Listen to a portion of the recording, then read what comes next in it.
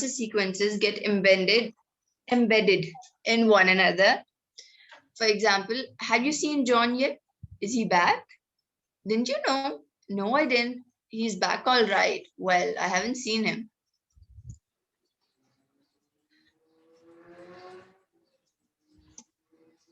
Another example is, where will you be going for university? Where do you think? How would I know? Make a guess. I don't know. Okay. Now, summons are normally followed by answers.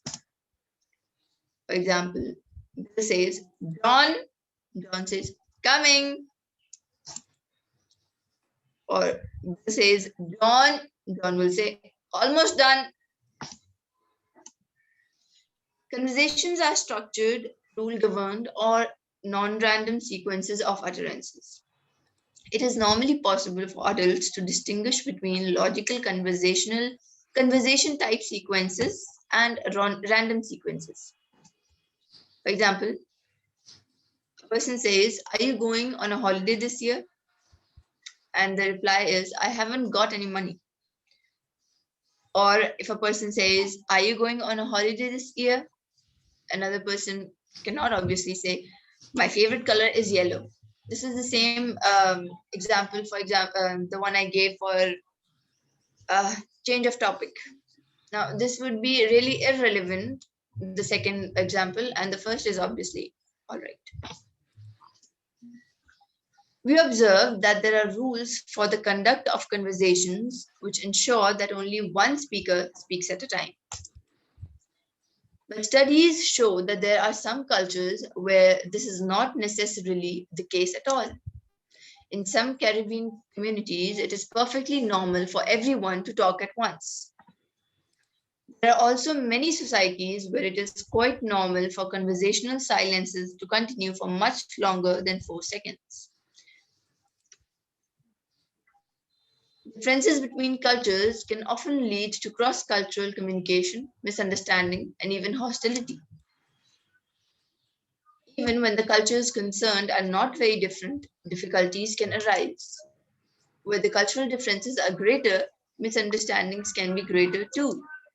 Differences between norms of culture, language use between two communities can lead to misinterpretations and favorable stereotyping.